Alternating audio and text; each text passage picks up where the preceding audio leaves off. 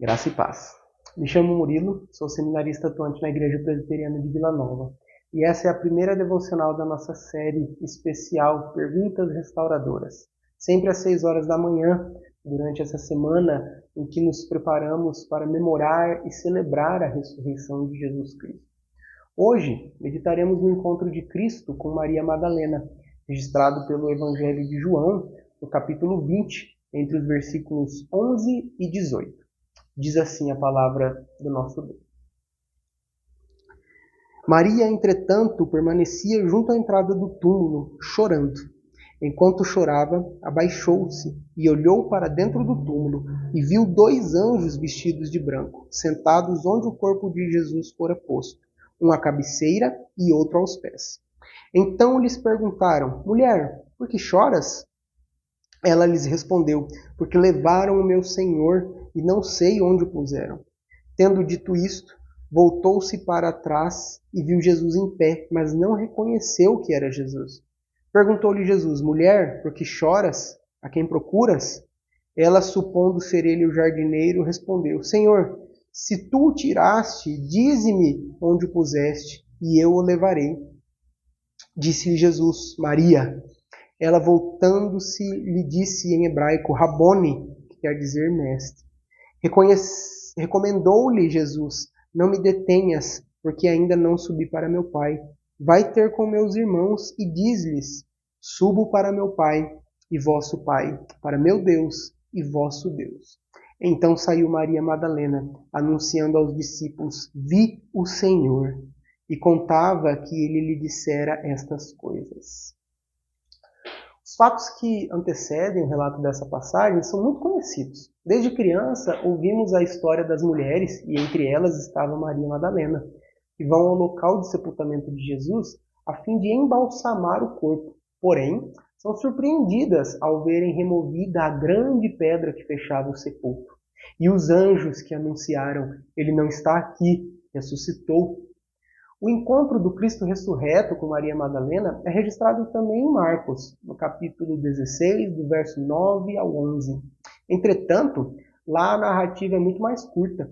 João é quem apresenta o diálogo entre o mestre e a discípula. Ambos, Marcos e João, encerram a cena destacando como Maria corre para anunciar a maravilhosa notícia: Vi o Senhor.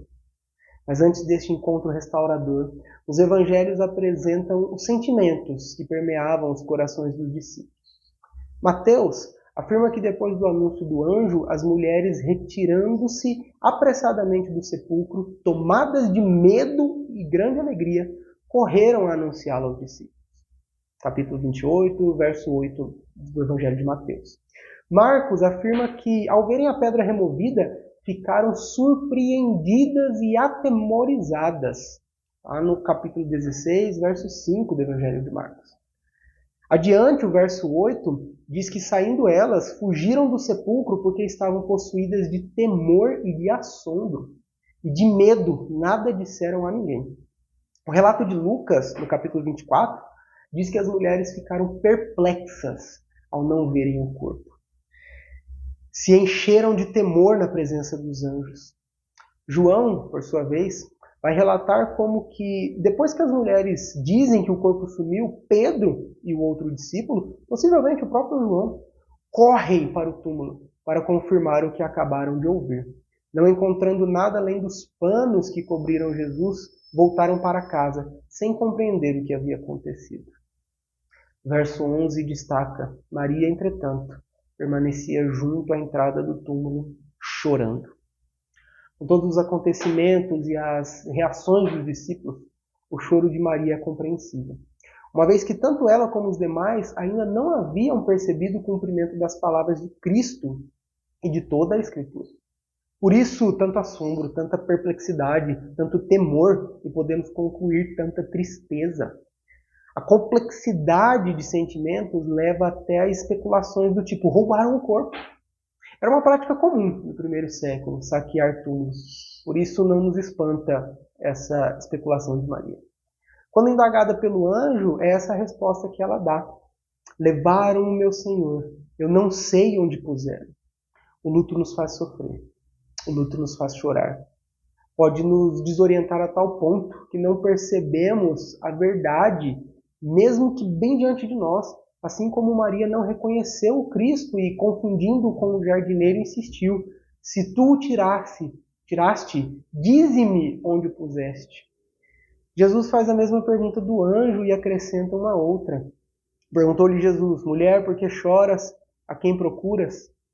Não há motivo de tristeza, não há por que chorar, e nenhum corpo a ser procurado depois do anúncio que o próprio anjo fez. Ele não está aqui, ressuscitou, conforme registra Mateus 28:6. João Calvino comenta que essa pergunta, por que choras, consiste de censura entremeada de conforto. Porém, Maria é realmente confortada quando ouve Jesus lhe chamando pelo nome. No versículo 16, disse-lhe Jesus: Maria. Ela, voltando-se, lhe disse em hebraico Rabone, que quer dizer mestre. Ou, enfaticamente, meu mestre. Segundo Calvino, a expressão Rabone não é apenas respeitosa, mas envolve uma profissão de obediência. Ela se representa como discípula do seu mestre. O Evangelho segundo Mateus relata que, ao Jesus aparecer para as mulheres, elas abraçaram-lhe os pés e o adoraram. Capítulo 28, lá no verso 9. Podemos supor que essa é a atitude repreendida por Jesus, segundo João, no verso 17. Não me detenhas. D.A. Carson afirma ser este um dos versículos mais difíceis de se interpretar no Novo Testamento. A melhor explicação, segundo Carson, é que Maria não deveria se apegar ao Cristo ressurreto, como que não querendo perdê-lo, mas sim anunciá-lo aos demais. João Calvino afirma que a repreensão foi necessária pelo tolo e irrefletido desejo de querer conservá-lo no mundo. Era necessário que o Cristo fosse plenamente exaltado, subindo para o Pai. Não somente a repreensão, Cristo também dá uma ordem a Maria no mesmo versículo. Vai ter com meus irmãos e dize-lhes: subo para meu Pai e vosso Pai, para meu Deus e vosso Deus. Que maravilha saber pelo próprio Redentor que somos feitos filhos de Deus. Que alegria ser co-herdeiros da maior bênção que pode ser derramada a nós, a salvação para a vida eterna. João, o evangelista, encerra esse relato com a pronta resposta de Maria, no versículo 18. Então saiu Maria Madalena anunciando aos discípulos: vi o Senhor, e contava que lhe dissera estas coisas. O reverendo Hernando Dias Lopes, ao comentar esse versículo, afirma: é impossível ter uma visão do Cristo glorificado sem ter pressa para proclamar esse fato aos outros. O que nos leva a aplicações práticas das verdades levantadas por esse texto.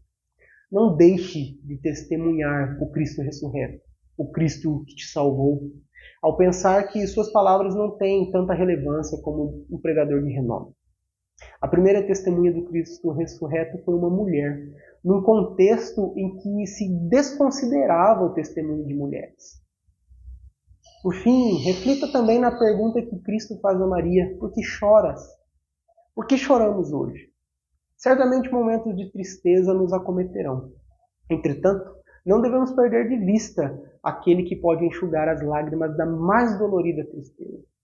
Olhe para o Cristo ressurreto e saiba da posição que ele nos garante, filhos amados de Deus, agraciados por suas maravilhosas bênçãos. Amém.